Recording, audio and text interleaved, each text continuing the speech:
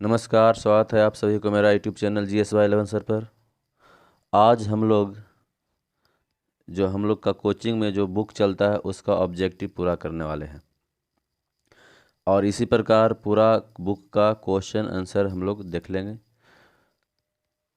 ये भारतीय भवन का क्वेश्चन आंसर है जिसमें आज हम ऑब्जेक्टिव और रिक्त स्थान को भरने वाला जो ऑब्जेक्टिव होता है उसे कराने वाले हैं।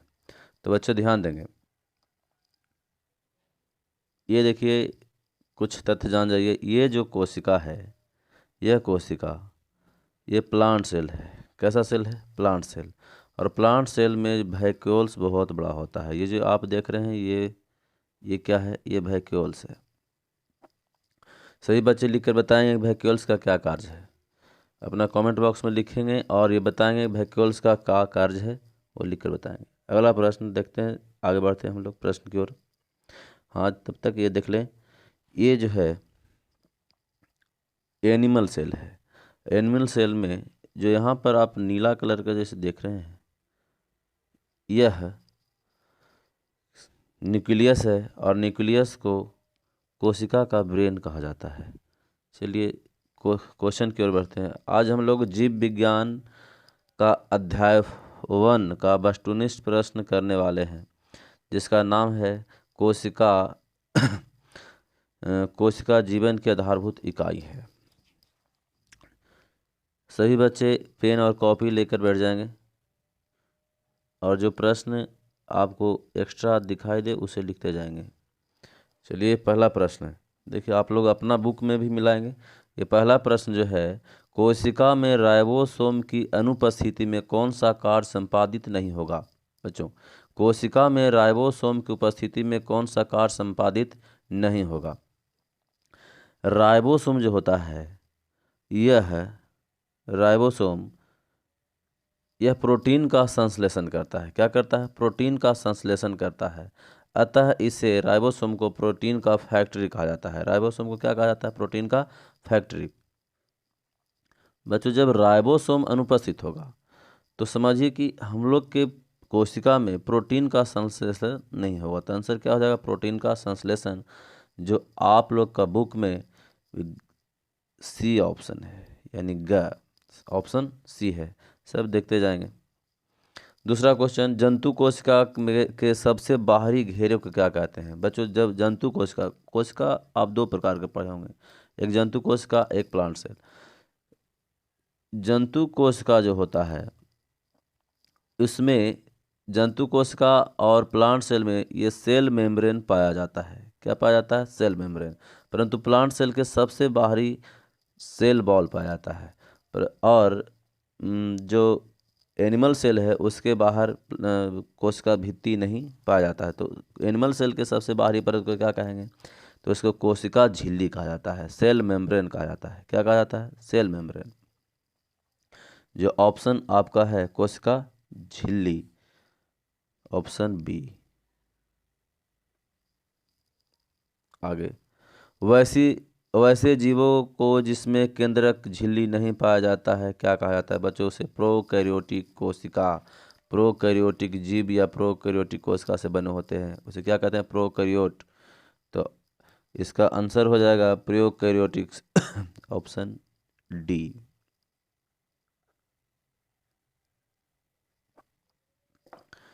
आगे देखते हैं अगला क्वेश्चन क्वेश्चन नंबर 4, किस प्रकार की कोशिका में बड़ी रसधानियाँ पाई जाती है? बच्चों, किस प्रकार की कोशिका में रसधानियाँ बहुत बड़ी बड़ी पाई जाती है? तो याद रहे, जब हम लोग को प्यास लगता है तो हम लोग पानी पी लेते हैं, पर पेड़ पौधों को जब प्यास लगता है तो पानी नहीं पी सकता है, क्योंकि वह जो आश्रित होता है प्राकृतिक पर होता है। अतः उसका पेड़ पौधे में पानी का आवश्यकता अधिक होता है, अतः उसका वैक्यूल्स बड़ा होना चाहिए। तो किस प्रकार के कोशिका में रसधानी बड़ा होना चाहिए? बच्चों, यहाँ पर पादप कोशिका आंसर हो जाएगा। क्या हो जाएगा? पादप कोशिका, यानी ऑप्शन बी। ऑप्शन क्या हो जाएगा? बी। 5 नंबर, जीन बने होते हैं। बच्चों, जीन जो बने होते हैं किससे बने होते हैं? जीन डीएनए एवं हिस्टोन प्रोटीन का बना होता है। किसका? हिस्टोन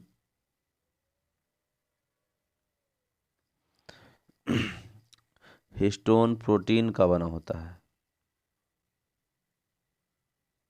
लिख लेंगे। ये बहुत महत्वपूर्ण है, ये इसे सब बच्चे नोट कर लें और VVI में लिख लें इसे। जीन किसका बना होता है? जीन जो बना होता है DNA एवं हिस्टोन प्रोटीन का बना होता है। आप लोग लिख कर बताएं, आप लोग कमेंट बॉक्स में यह लिख कर बताएं, ह्यूमन यानी मानव में क्रोमोसोम की संख्या कितना होता है? मानव में क्रोमोसोम की संख्या कितना जोड़ा में पाया जाता है, यह लिखकर बताएं। चलिए आगे देखते हैं 6 नंबर क्वेश्चन। कोशिका की वृद्धि किसके द्वारा नियंत्रित की जाती है? बच्चों आप लोग जानते हैं कि कोशिका के अंदर, कोशिका के बीचे बीच एक और कोशिका के समान ही संरचना पाया जाता है, जिसे हम लोग केंद्रक कहते हैं। केंद्रक जो है कोशिका के सभी कार्यों को नियंत्रित करता है, सभी कार्यों को। अतः इस केंद्रक को कोशिका का ब्रेन कहा जाता है। तो आंसर क्या हो जाएगा? आंसर केंद्रक हो जाएगा और ऑप्शन में हो जाएगा आपका सी। आप लोग का बुक सामने रखेंगे, सभी बच्चे बुक सामने रखेंगे और आंसर बनाते जाएंगे, याद करते जाएंगे। अगला क्वेश्चन नंबर 7। कोशिका भित्ति होती है, कोशिका भित्ति कैसा होता है? बच्चों ये जानते हैं, कोशिका भित्ति परागमय होता है। कैसा? परागमय होता है। Option B, option B. चलिए आगे आगे देखते हैं। Question number 8। कोशिका द्रव में पाए जाने वाले अनियमित नलिकाओं के जाल को क्या कहते हैं? बच्चों कोशिका द्रव के अंदर अनियमित जालिका जो पाया जाता है उसे हम लोग अंतःप्रद्रवी जालिका यानी इंडोप्लाज्मिक रेटिकुलम, इंडोप्लाज्मिक रेटिकुलम। बच्चों याद रखेंगे, इंडोप्लाज्मिक रेटिकुलम 2 प्रकार के होते हैं। कितने प्रकार के? 2 प्रकार के होते हैं। एक स्मूथ इंडोप्लाज्मिक रेटिकुलम और दूसरा रफ इंडोप्लाज्मिक रेटिकुलम। 2 प्रकार का होता है। जो स्मूथ होता है बच्चों, जो स्मूथ इंडोप्लाज्मिक रेटिकुलम है, इस पर वसा का निर्माण होता है और कार्बोहाइड्रेट का। और रफ इंडोप्लाज्मिक रेटिकुलम है, इस पर महीन महीन दाने के समान एक संरचना पाया जाता है, जिसे हम लोग राइबोसोम कहते हैं, और वहाँ पर प्रोटीन का संश्लेषण होता है। कोई दिक्कत? आगे हम लोग देखते हैं क्वेश्चन नंबर 9। रंगीन प्लास्टिड को क्या कहते हैं? बच्चों याद रखिएगा, प्लास्टिड जो है 3 प्रकार के पाए जाते हैं। कितने प्रकार के? 3 प्रकार के। प्लास्टिड 3 प्रकार के पाया जाता है। और जो रंग प्रदान करता है, रंग, उसे क्रोमोप्लास्ट कहा जाता है। क्या कहा जाता है? क्रोमोप्लास्ट। इसका ऑप्शन देख लें, क्रोमोप्लास्ट ऑप्शन नंबर बी है। देखिए प्लास्टिड जो है 3 प्रकार का होता है। एक होता है क्लोरोप्लास्ट। क्या होता है? क्लोरोप्लास्ट।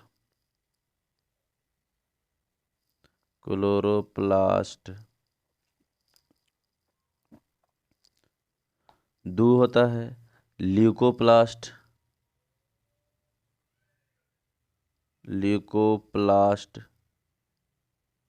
और 3 में होता है क्रोमोप्लास्ट। 3 होता है क्रोमोप्लास्ट। ये 3 में होता है क्रोमोप्लास्ट। बच्चों याद रखें, क्लोरोप्लास्ट जो होता है इसमें क्लोरोफिल पाया जाता है। क्या पाया जाता है? क्लोरोफिल। अतः यह पादप कोशिका का रसोई घर कहा जाता है। क्लोरोप्लास्ट को क्या कहते हैं? पादप कोशिका का रसोई घर कहा जाता है। इसमें क्लोरोफिल पाया जाता है। सभी बच्चे कमेंट बॉक्स में ये लिखकर बताएं कि क्लोरोफिल में कौन सी धातु पाई जाती है। जरूर लिखें, क्लोरोफिल में कौन सी धातु पाई जाती है। देखिए ल्यूकोप्लास्ट होता है। ल्यूकोप्लास्ट, इसमें कोई रंग नहीं होता है, परंतु यह भोजन को संग्रहित करता है। यह बने हुए भोजन को क्या करता है? संग्रहित करता है। और तीसरा होता है क्रोमोप्लास्ट। बच्चों इसी के द्वारा जितने रंग, फलों का रंग निर्धारित जो होता है रंगीन प्लास्टिड के द्वारा ही। किसके? क्रोमोप्लास्ट। किसके द्वारा? क्रोमोप्लास्ट। चलिए आगे देखते हैं हम लोग अगला प्रश्न, क्वेश्चन नंबर 10। केंद्रक में पाए जाने वाले गाढ़े द्रव को क्या कहते हैं? याद रखें, यहाँ पर याद रखने की बात है, यह है केंद्रक, न्यूक्लियस। क्या है बच्चों? न्यूक्लियस है।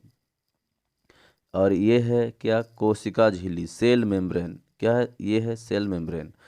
सेल मेम्ब्रेन और सेल मेम्ब्रेन और न्यूक्लियस के बीच कुछ द्रव पाया जाता है। इस द्रव को इस द्रव को कहा जाता है क्या? साइटोप्लाज्म। सॉरी, इसे कहा जाता है, एक मिनट, हाँ, ये जो है कोशिका झिल्ली और कोशिका झिल्ली और न्यूक्लियस के बीच एक द्रव पाया जाता है जिसे कहा जाता है कोशिका रस। क्या कहा जाता है? कोशिका रस, यानी साइटोप्लाज्म। और न्यूक्लियस के अंदर भी कुछ गाढ़ा द्रव पाया जाता है जिसे केंद्रिका द्रव यानी न्यूक्लियोप्लाज्म कहा जाता है। और जब दोनों को एक साथ मिला दिया जाए उसे जीव द्रव कहा जाता है। क्या कहा जाता है? जीव द्रव यानी प्रोटोप्लाज्म, जीव द्रव कहा जाता है, जीव द्रव। लिख लेंगे सभी, इसे क्या कहते हैं? एक साथ जीव द्रव। और न्यूक्लियस के अंदर जो पाया जाता है उसे क्या कहते हैं? केंद्रक द्रव, न्यूक्लियोप्लाज्म, यानी ऑप्शन सी। आप लोग का किताब में दिया है ऑप्शन सी, भारतीय भवन का बुक है। सब लोग बच्चे भारतीय अपना बुक निकाल कर रखेंगे और साथ साथ पढ़ेंगे। चलिए क्वेश्चन 11 देखते हैं। कहता है इसमें कौन चयनात्मक परागमय झिल्ली है? चयनात्मक बच्चों, चयनात्मक मतलब हुआ कि यह है वही पदार्थ को अंदर आने दे सकता है जिसका कोशिका को आवश्यकता हो, और फालतू पदार्थों को अंदर आने नहीं देता है, तो इसे चयनात्मक झिल्ली। तो चयनात्मक झिल्ली किसे कहते हैं? तो सेल मेम्ब्रेन को चयनात्मक झिल्ली कहा जाता है, यानी कोशिका झिल्ली को चयनात्मक झिल्ली कहा जाता है। तो ऑप्शन हो जाएगा हम लोग का ऑप्शन बी। और सेल मेम्ब्रेन जो है पादप कोशिका में भी पाया जाता है और जंतु कोशिका में भी पाया जाता है। क्वेश्चन 12 देखते हैं हम लोग। निम्नलिखित कोशिकांगों में किसे आत्मघाती थैली कहा जाता है? बच्चों ये सब जानते हैं, आत्मघाती थैली यानी आत्महत्या की थैली किसे कहा जाता है? लाइसोसोम। किसे कहा जाता है? लाइसोसोम। सभी बच्चे ये कमेंट बॉक्स में लिखकर बताएंगे कि लाइसोसोम के अंदर ऐसा कौन सा एंजाइम पाया जाता है जो खराब पदार्थों को नष्ट कर देता है, यानी पाचक का कार्य करता है। उस पदार्थ का नाम बताएं, उस द्रव का नाम बताएंगे। लिखकर बताएं कि लाइसोसोम के अंदर कौन सा एंजाइम पाया जाता है। अगला क्वेश्चन देखते हैं 13 नंबर। पौधों में गैसों का आदान प्रदान किस द्वारा होता है? किसके द्वारा? बच्चों याद रखेंगे, दो घटना याद रखेंगे। एक होता है परासरण। क्या होता है? परासरण।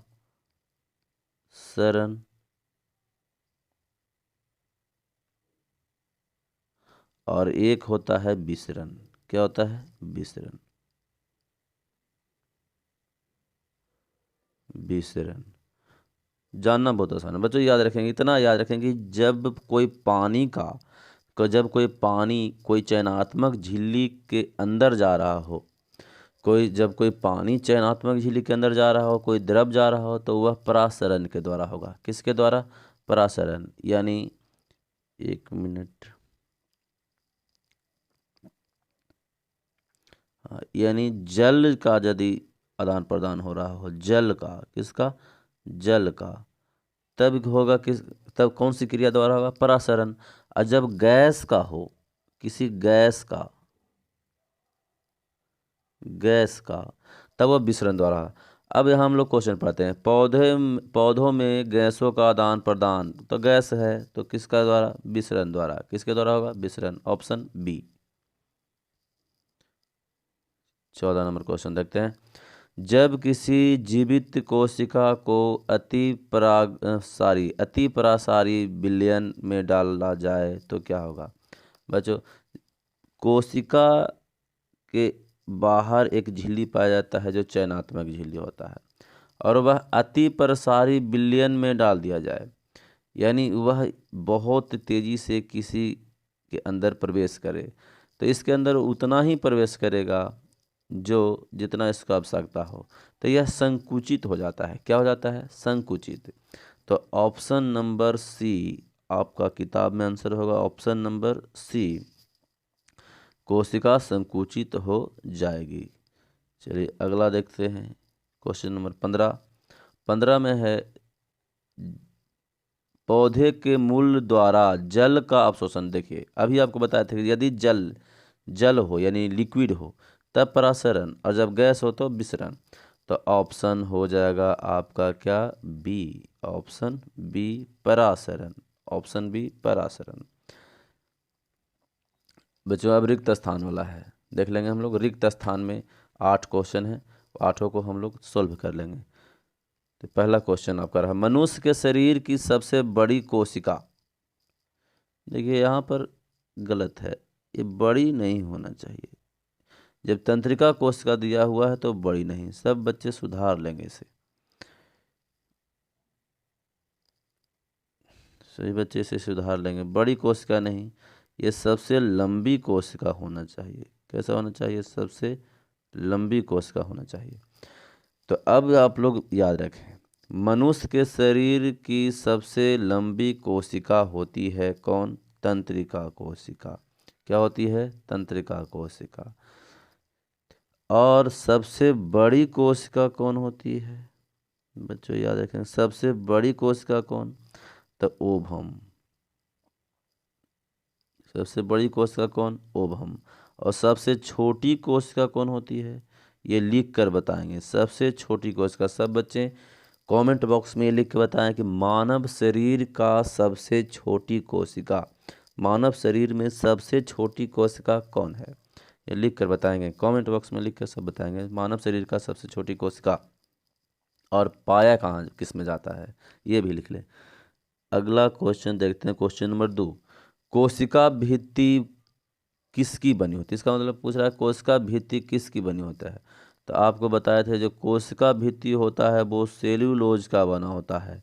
बच्चों हम लोग का जो जितना प्रकार का कपड़ा है गवर्नमेंट से, वो सब पेड़ पौधे से ही प्राप्त किया जाता है, अतः वह सब सेल्यूलोज का बना होता है। किसका बना होता है? सेल्यूलोज का। इतना तक याद रखें कि हमारे देश में जो नोट चलता है, रुपया चलता है, रुपया जो रुपया चलता है वो किसका बना होता है? वो बना होता है सेल्यूलोज का। किसका बना होगा? वो भी सेल्यूलोज का बना होता है।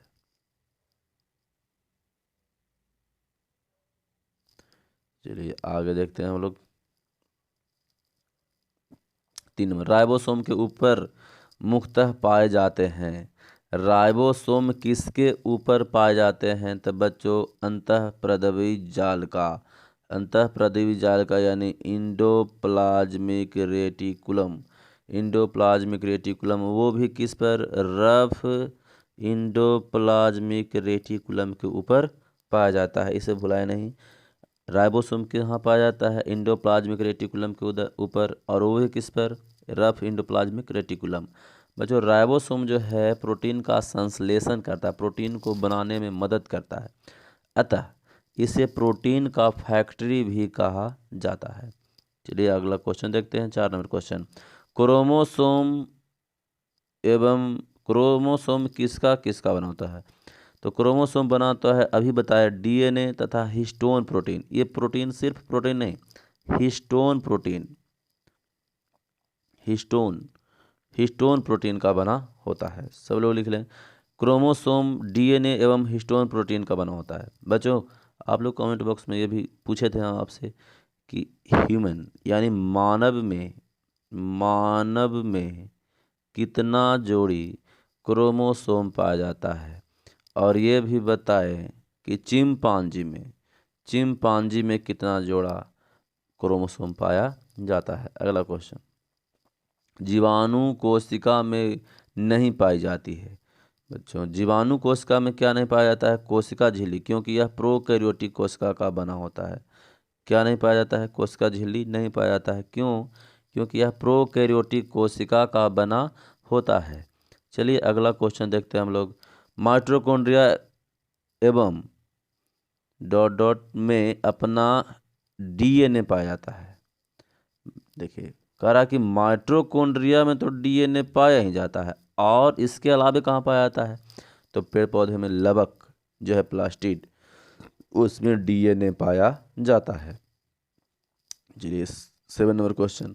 अमीबा में खाद्य पदार्थ का अधिग्रहण, अमीबा में खाद्य पदार्थ का अधिग्रहण किसके द्वारा होता है?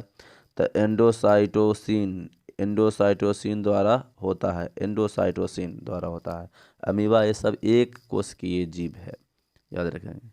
आगे, आनुवांशिक गुणों का संवहन।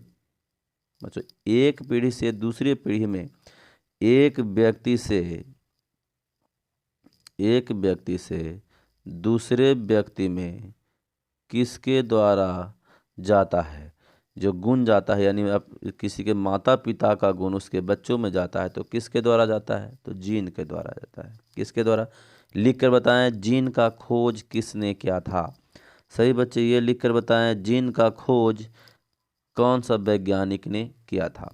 चलिए इसके अलावा अब कुछ महत्वपूर्ण तथ्य भी जान लेते हैं हम लोग, एक्स्ट्रा क्वेश्चन कुछ जान लेते हैं। चलिए कह रहा है कि कोशिका की सूक्ष्म संरचना किस यंत्र के द्वारा देखी जा सकती है? बच्चों आप कोशिका के तो देख सकते हैं माइक्रोस्कोप से, परंतु उसके अंदर जो संरचना पाया जाता है उसे आप साधारण माइक्रोस्कोप से नहीं देख सकते, उसे इलेक्ट्रॉन माइक्रोस्कोप से देखा जा सकता है। जो आपको बताए भी थे कि इलेक्ट्रॉन माइक्रोस्कोप का जो रेजुलेशन होता है वो 2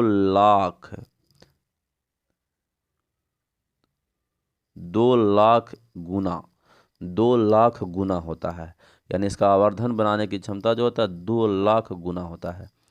चलिए आगे क्वेश्चन देखते हैं। कोशिका सिद्धांत का प्रतिपादन किसने किया था? कोशिका सिद्धांत का प्रतिपादन स्लाइडेन एवं स्वान ने किया था। प्रत्येक सजीव कोशिका में निम्नलिखित में कौन निश्चित रूप से पाया जाता है? बच्चों ये जो राइबोसोम है, राइबोसोम जो पाया जाता है यूकैरियोटिक में भी और प्रोकैरियोटिक दोनों में पाया जाता है राइबोसोम। चलिए अगला देखते हैं। अंतःप्रदिवी जालिका निम्नलिखित में से किस क्रिया से संबंधित है? बच्चों यह एक तो प्रोटीन बनाता है, प्रोटीन का निर्माण करता है, एवं रूपांतरण का भी निर्माण कार्य करता है, और यहाँ पर वसा और कार्बोहाइड्रेट सब का निर्माण होता है। चलिए आगे देखते हैं। इनमें से किस सजीव कोशिकाएं में केंद्रक नहीं पाया जाता है? इनमें से नहीं रहता, किस सजीव कोशिकाओं में केंद्रक नहीं पाया जाता है? तो चालनी कोशिकाएं में, किसमें? चालनी कोशिकाओं में केंद्रक नहीं पाया जाता है। अगला देखते हैं। निम्नलिखित में कौन सा गुण प्लाज्मा झिल्ली में पाया जाता है? प्लाज्मा झिल्ली जो है उसमें कौन सा गुण पाया जाता है? तो चयनात्मक, यह चयन कर सकता है किसी को, और अर्धपराग में होता है। कैसा होता है? अर्धपराग में, यानी चयनात्मक गुण पाया जाता है। माइटोकॉन्ड्रिया की आंतरिक झिल्ली मुड़कर कैसी संरचना बनाती है? बच्चों ये पूछ रहा है कि माइटोकॉन्ड्रिया की आंतरिक संरचना को क्या कहते हैं? तो क्रिस्टी कहते हैं। क्या कहते हैं? क्रिस्टी। इनमें से किसमें डीएनए पाया जाता है? बच्चों यहाँ पर पूरा जान जाइए, डीएनए कहाँ कहाँ पाया जाता है। केंद्रक में पाया जाता है, गुणसूत्र में पाया जाता है, माइटोकॉन्ड्रिया में पाया जाता है तथा क्लोरोप्लास्ट में पाया जाता है। केंद्रक, गुणसूत्र, माइटोकॉन्ड्रिया तथा क्लोरोप्लास्ट, ये सब बच्चे लिख लेंगे। कहाँ कहाँ डीएनए पाया जाता है, ये सब नोट कर लेंगे, अपना कॉपी में नोट कर लेंगे। डीएनए कहाँ कहाँ पाया जाता है? तो डीएनए पाया जाता है केंद्रक, गुणसूत्र, माइटोकॉन्ड्रिया तथा क्लोरोप्लास्ट। अगला को देखते हैं। ये सब हम कल सही बच्चों को कॉपी में लिखा देखना चाहते हैं, और लिख कर बताएं कि डीएनए का पहला अवलोकन किसने किया था? डीएनए का पहला अवलोकन किसने किया था? क्वेश्चन लिखें, डीएनए का पहला अवलोकन किसने किया? और दूसरा क्वेश्चन लिखिए, डीएनए का जो संरचना है डबल हेलिक्स मॉडल, वो किसने प्रस्तुत किया था? डीएनए का संरचना जो होता है डबल हेलिक्स मॉडल, इस प्रकार का जो संरचना पाया जाता है बच्चों, यह संरचना किसने प्रस्तुत किया था? उन वैज्ञानिक का नाम भी बताएंगे। चलिए अगला देखते हैं, इनमें से किस में गुणसूत्रों का निर्माण होता है? गुणसूत्र निर्माण कहाँ होता है? डीएनए एवं प्रोटीन में। गुणसूत्र निर्माण कहाँ कहाँ हो? डीएनए में एवं प्रोटीन में। मनुष्य के गैमेट्स, गैमेट्स कहा जाता है शुक्राणु या अंडाणु, दोनों एक साथ रहता है तो उसे क्या कहते हैं? गैमेट्स। मनुष्य के गैमेट्स में कितने गुणसूत्र पाए जाते हैं बच्चों? मनुष्य के गैमेट्स में कितना जोड़ा? तो 23 जोड़ा पाया जाता है।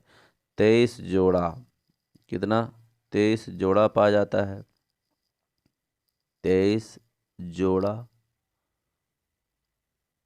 और यदि संख्या कहे तो इसे 2 गुना कर दें, 46 की संख्या में पाई जाती है। और जो गैमेट्स है इसके अंदर जो कोशिका विभाजन होता है वह किस प्रकार का कोशिका विभाजन होता है? जो सब लिख कर बताएं। मनुष्य के गैमेट्स में किस प्रकार का कोशिका विभाजन होता है? चलिए, प्रोकैरियोटिक कोशिका में कौन प्रोकैरियोटिक कोशिका में कौन कैसिकांग, यानी कैसिकांग नहीं कोशिकांग होना चाहिए, कौन कोशिकांग पाया जाता है? प्रोकैरियोटिक कोशिका में कौन सा कोशिकांग पाया जाता है? बच्चों प्रोकैरियोटिक में ये जरूरी है कि राइबोसोम तो ही पाया ही जाएगा, राइबोसोम पाया ही जाता है, न्यूक्लियस नहीं पाया जाता है, ये सब नहीं पाया जाता है, किसी किसी में पाया भी जा सकता है। पादप कोशिका में रिक्तिकाओं का निर्माण किस झिल्ली के से होता है? तो किसका? प्लाज्मा झिल्ली। किसका? प्लाज्मा झिल्ली। आगे देखते हैं, इनमें से किसे ऊर्जा निर्माण केंद्र कहा जाता है? ऊर्जा निर्माण केंद्र mitochondria, power grid of cell, किसे? माइटोकॉन्ड्रिया। इनमें से कौन प्रोटीन निर्माण का केंद्र यानी प्रोटीन फैक्ट्री के नाम से जाना जाता है? कौन? राइबोसोम। जीवाणु एवं नील हरित का निर्माण कोशिकाओं से होता है। किस प्रकार की कोशिकाओं से? प्रोकैरियोटिक कोशिका से होता है। एटीपी कोशिकाओं के लिए किसका स्रोत है? तो ये एटीपी जो है जो ऊर्जा का एक स्रोत, ऊर्जा को मापने का एक स्रोत है, इकाई है एटीपी। केंद्रक के बाहर ये लिख लेंगे, ये सब बच्चे लिख लेंगे, एटीपी कोशिकाओं के लिए क्या एक स्रोत है? तो ऊर्जा मापने का एक स्रोत है। केंद्रक जो हम लोग हमारे शरीर में बच्चों कोशिका के अंदर जो ऊर्जा मापा जाता है वो एटीपी में मापा जाता है। किस में मापा जाता है? एटीपी में।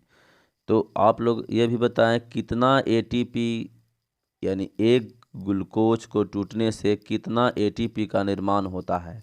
एक ग्लूकोज को टूटने से कितना एटीपी का निर्माण होता है, ये लिखकर बताएं।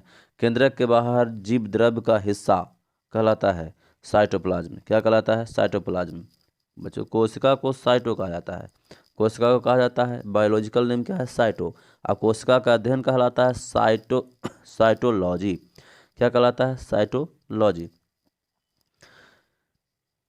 कहता है कोशिका भित्ति नहीं पाई जाती है। किसमें कोशिका भित्ति नहीं पाई जाती है? यहाँ पर गलत हो चुका है, मिनट। किसमें कोशिका भित्ति नहीं पाई जाती? बच्चों एनिमल सेल, एनिमल सेल में, एनिमल सेल में सेल बॉल नहीं पाया जाता है। इसमें तो पाया क्या जाता है? सेल मेम्ब्रेन से पाया जाता है। चलिए, गुणसूत्रों का सबसे सघनित भाग क्या कहलाता है? सेंट्रोमीटर। क्या कहलाता है? सेंट्रोमीटर कहलाता है। गुणसूत्रों का सबसे संघनित यानी नज़दीक नज़दीक भाग को क्या कहते हैं?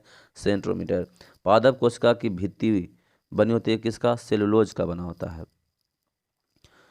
अगला देखते हैं, पूछ रहा है कि पाचक रस भरा होता है किसमें? पाचक यानी कोशिका में पाचन का कार्य कौन करता है? लाइसोसोम।